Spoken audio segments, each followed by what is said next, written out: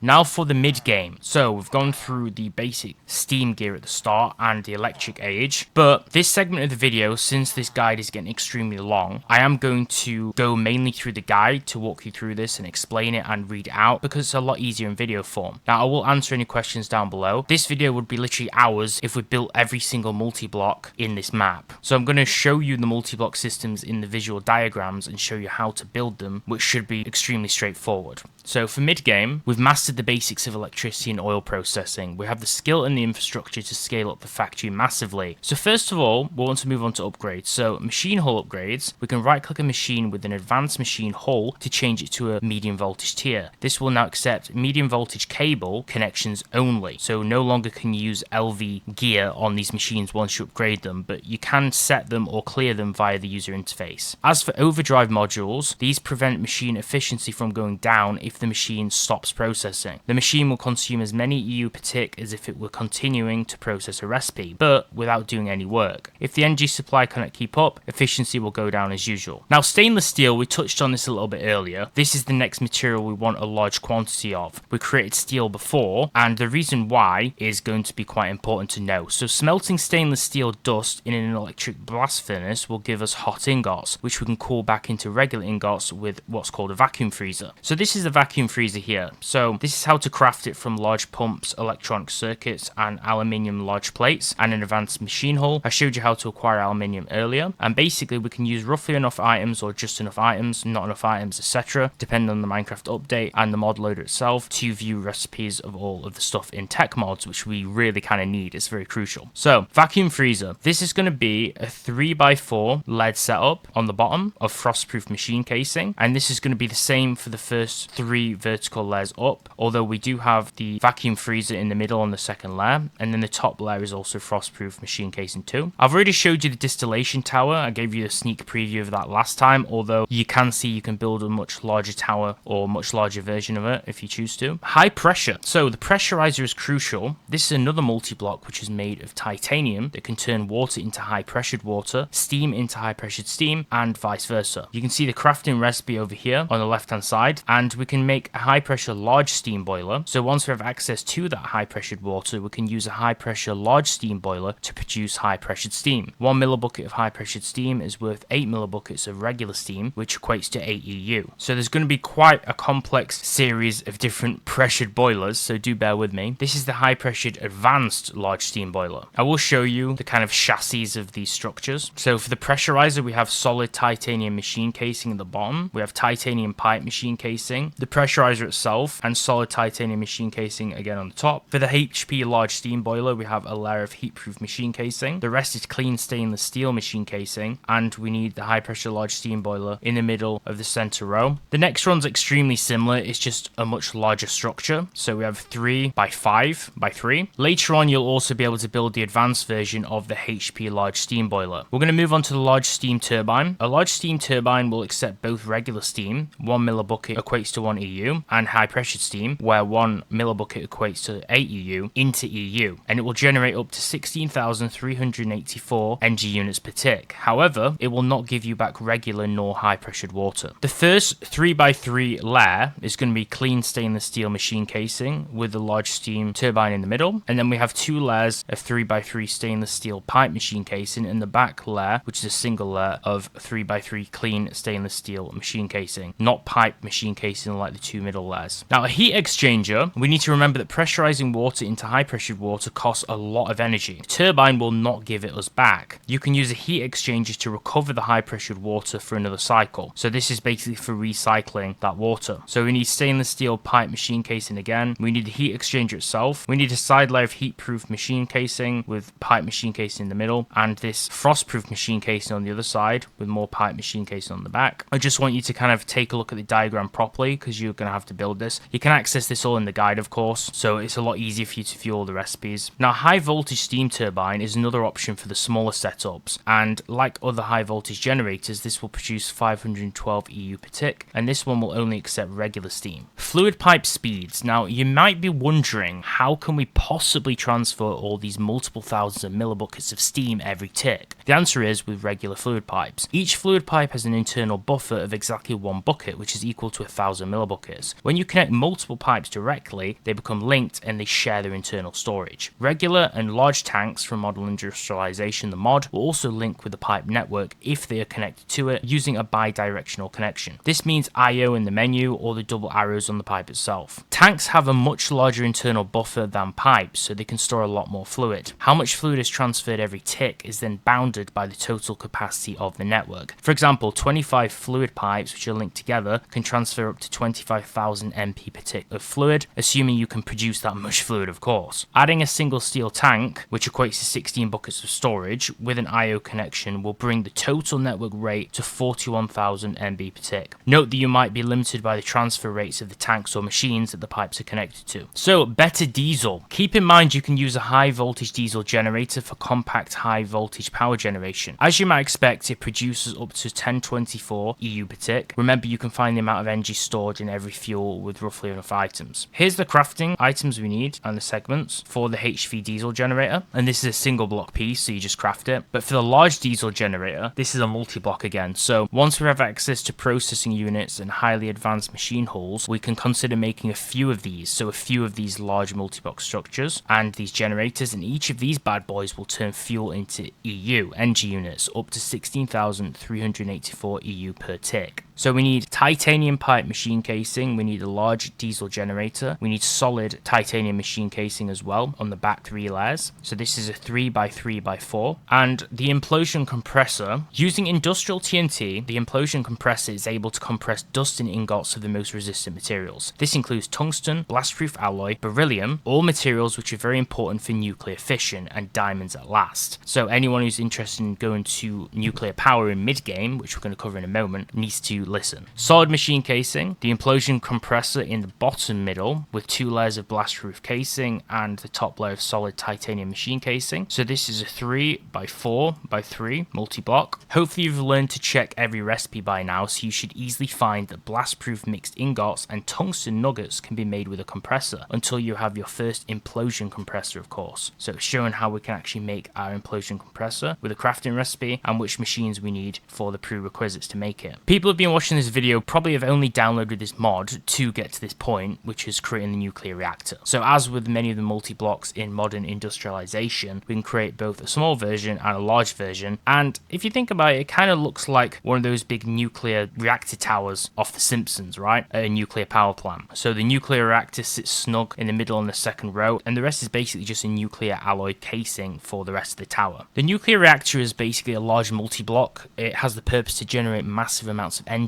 by consuming nuclear fuels. It can produce hundreds of times more EU per tick than diesel possibly could, and it comes in several sizes from small to large, and obviously it shows you an example of a small and a large version. So to craft the nuclear reactor, we need nuclear alloy large plates, we need processing units, 2 of those to be precise, a highly advanced machine hull, cadmium control rods, so these are obviously I guess like coolant rods or control rods for the system itself, and to produce power using the nuclear reactor we need to place some form of water in a nuclear fluid hatch. It will then turn into steam that can be used to produce power, possibly by running it through a heat exchange first. The nuclear reactor is also the only way to produce some materials like plutonium. Finally, it can then be used to process fluids used for nuclear fission, deuterism and tritium. How it works under the hood can be a bit overwhelming, of course, despite the following pages in this guide which are going to explain it that we're reading right now. But you don't need to understand the details to be able to actually design a powerful reactor. Now, it's recommended you experiment with various designs in creative mode first until you find one that suits you. So it could be any of these 2 designs here, since it shows you how to actually build these. This isn't a simple like 3x3x4. This is quite complex because it has some jagged corners. It's like a rounded shape, so you're going to maybe have to keep referring to the guide when building this. It's important to note that nuclear reactors cannot explode. They don't emit radiation or otherwise damage the map. The only thing that it can damage is the items you put into it if the temperature gets too high, so it's important to keep it cooled. You should feel free though to experiment with this and enjoy being a nuclear scientist, because unlike some mods like the old ones in Tekkit, like I think it was Industrial Craft, it shouldn't damage the world, which even though it's nice, it's also kind of fun when things can explode because you need to do things the right way. The main component is nuclear casing, which is made with nuclear alloys. So here's the casing block for the structure. The alloy is a mix of cadmium, beryllium and blastproof alloy, so they're showing you how to create these. The upper part of the structure accepts nuclear item or fluid hatches or simple casings, and those are the inputs and outputs outputs of the reactor. So these are the item hatches, and each hatch has one input, which is either an item or fluid input, and two outputs. The input slots will form a grid, which is displayed in the reactor's GUI, which is the interface, which you can right click on the controller to view. So here's the fluid hatches. They're all very similar in the crafting. So here's the important parts to note, so you want to listen here. So each hatch has a temperature and it stores heat which can be dissipated in several ways. The heat will naturally move to an adjacent hatch or to the outside if the hatch is on the edge, i.e. the heat is then lost. The speed of this process is equal to the hatch's contents heat transfer coefficient, which is shown in the recipe viewer, times the temperature difference. So that might be a little bit overwhelming. The heat can also be extracted in a fluid hatch by producing steam. A temperature above an item's maximum temperature will destroy it. The core nuclear reactor's elements are neutrons. These are produced by the nuclear fuel. There are two types of neutrons, which are fast and thermal. The fast carry energy while the thermal do not. Neutrons move in a straight line until they encounter an element or exit the reactor itself. For faster neutrons, their energy is then lost. The flow of neutrons is shown in the reactor's interface. Now, when a neutron encounters a non-empty hatch, two things can happen. The neutron is absorbed or it's scattered. A scattered neutron will randomly change direction. If the scattered neutron is fast, it has a chance of slowing down and becoming a thermal one. This transfers the energy from the neutron to the hatch in the form of heat. An absorbed neutron stops its course and also transfers its energy if it was a fast neutron. The number of absorbed neutrons in a single hatch can also be seen in the interface. The probability for each process is shown in the recipe viewer, and those will strongly depend on the hatch's content and the neutron type being fast or thermal. Nuclear fuels absorb thermal neutrons far better. When a neutron, either fast or thermal, is absorbed in nuclear fuel, more neutrons are generated. These are always fast neutrons and have a random direction. Their generation is accompanied by the direct release of energy in the form of additional heat in the hatch. Above a certain threshold, the number of generated neutrons will decrease with the temperature until reaching zero. The process wastes some energy, but it guarantees the stability of the reactor. The number of generated neutrons and effective efficiency, the direct energy and the temperature threshold are in the recipe viewer too. Each nuclear component has a maximum number of absorptions. When reached, the item is either destroyed or it's transformed into a depleted version. This is particularly useful for nuclear fuel because some part of the U-238, which I believe stands for uranium-238, is transformed into plutonium in the depleted version, meaning some of it can be transformed back into fuel. The same thing happens for fluids. A bit of fluid is transformed after each neutron absorption. This can be used to mass produce useful isotopes like deuterium and tritium. In both cases, the outcome is shown in the recipe viewer. So that's a lot to stomach and a lot to process, right? I definitely refer to the guide if this part is a little bit confusing for you. Like I said, I didn't want to just construct a huge nuclear reactor. It would have taken forever in the video. I just wanted to explain the actual theory behind this section.